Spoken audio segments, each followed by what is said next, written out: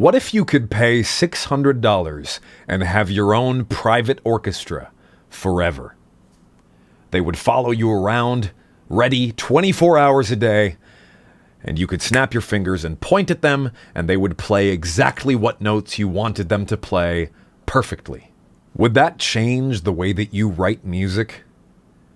If you knew that at any moment you could come up with an idea for a violin part and snap your fingers, and there it is. It's done. Your private orchestra has already played it. You could snap your fingers imagining some epic Lord of the Rings war horns and point at your horn players, and they would play it perfectly in 10 seconds. Well, it turns out that you actually can do that. You can do it right now. I'll show you.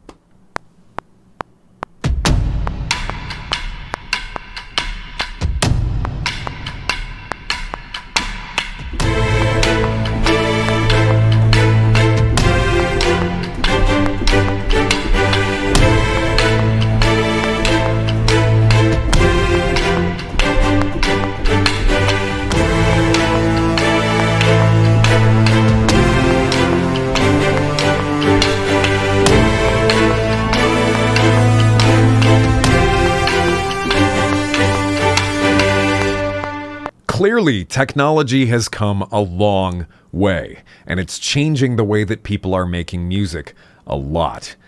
And not everybody realizes that. I bet that if I played that little song idea for you, you would probably assume that it came from a video game or a movie trailer. And you would probably assume that it was recorded in a fancy music studio with a real orchestra, because that's what it sounds like. But the technology has caught up so that you don't have to have a fancy music studio. You don't have to have a real orchestra. All you need is a couple $100, and you can make music that sounds better than some of the most expensive, most famous movie soundtracks ever made. The only thing that's stopping you, once you've paid that couple $100 to buy the virtual instrument, is your own creativity. That's pretty cool. Think about this from a historical standpoint. 20 years ago, if you wanted to make epic orchestral music that sounds like this, you had to be a rich white guy in Los Angeles, or you had to be the poor musician working for the rich white guy in Los Angeles. And technology is taking that barrier and crushing it. And now anyone can make music that sounds like an epic movie soundtrack. Anyone. And all you have to do is not buy that new Xbox and buy an orchestral software plugin or a VST instead. All you have to do is not upgrade to the new iPhone and buy the right music software instead. That's crazy.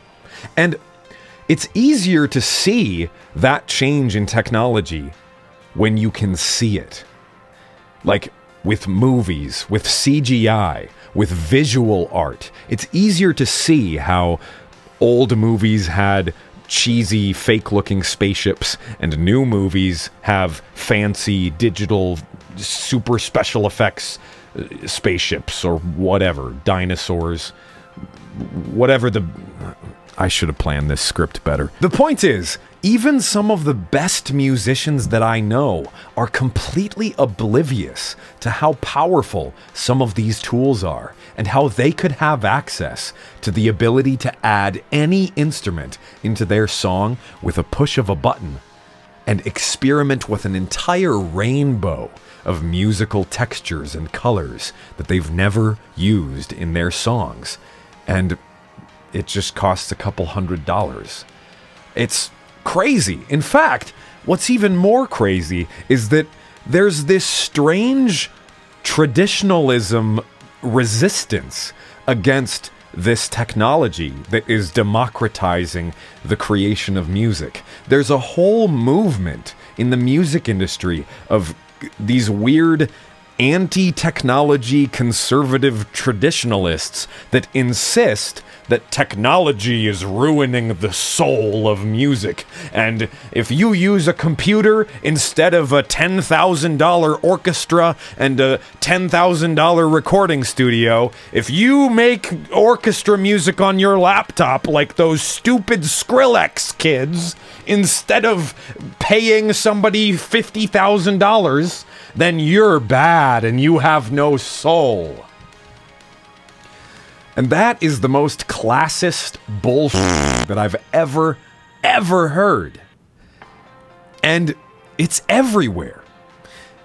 I'm not gonna name any names, but it doesn't take long for you to find a huge list, even on this website, of YouTubers and interviews and podcasts and composers that are so hateful towards the accessibility that technology is allowing in the music industry. They're realizing that they can't keep up anymore.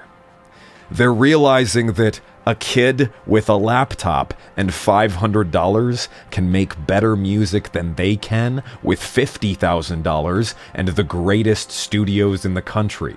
They're scared of you. They're scared that if you, the kids watching this, buy a $500 virtual orchestra, you might put them out of a job. And that's awesome. Do it. Put them out of a job. Go get them.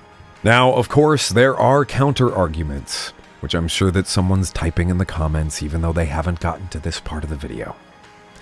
For example, certain instruments are much easier to replicate than others. Sorry, drummers, I'm one of you, but drums are very easy to replace with a computer. Drums are, from a technical sound wave standpoint, very simple. It's a hit or an attack, and then the resonance of that drum hit or the decay. You can quite literally capture a single drum hit and then copy-paste it through the entire song.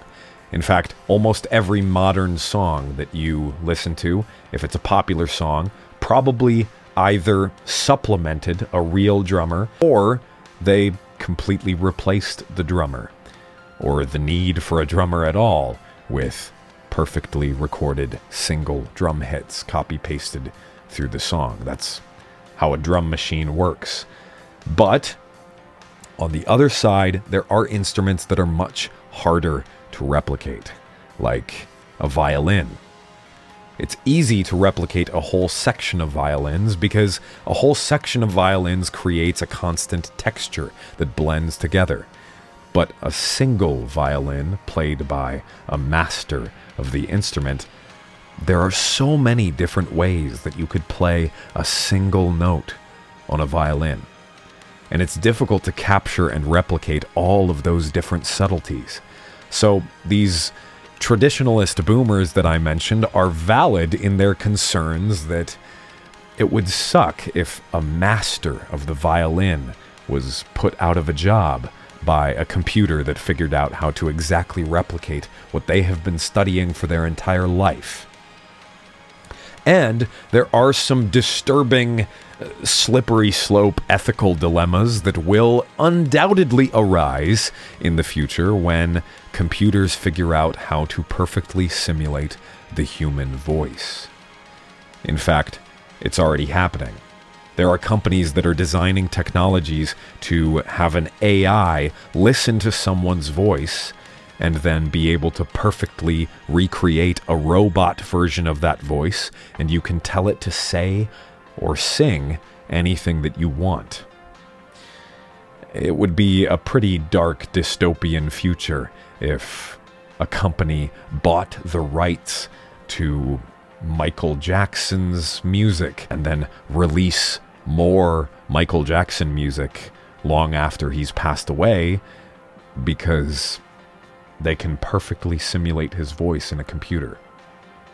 That technology will exist soon, and we will have to address that from an ethical standpoint once we get there. But there's another side to this too. What if you spent your entire life mastering a single musical instrument? That's a very physically demanding task. And all it takes is one accident or one injury.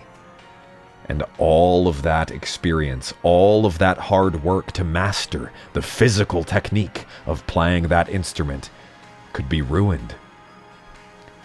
That's what happened to my sister. She trained for most of her life to be a professional violin player, and one injury killed that entire dream. But because of this technology, she is still making music, and she's making beautiful, beautiful, full orchestral music. And all she needs is a laptop. And that's incredible. There are so many disabled and injured people that can write incredible symphonies now that they never could have written before. Because before, you would need thousands of dollars to hire an orchestra, thousands of dollars to book the music studio. And I think that's pretty cool. So, take advantage of it.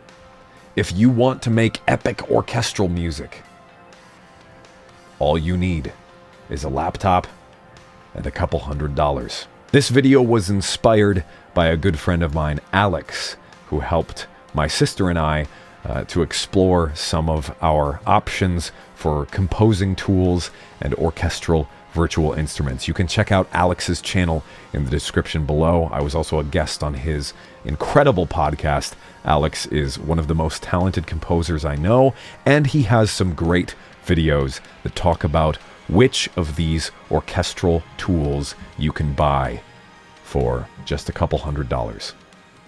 I'm Jonathan Young, and I'll see you next time.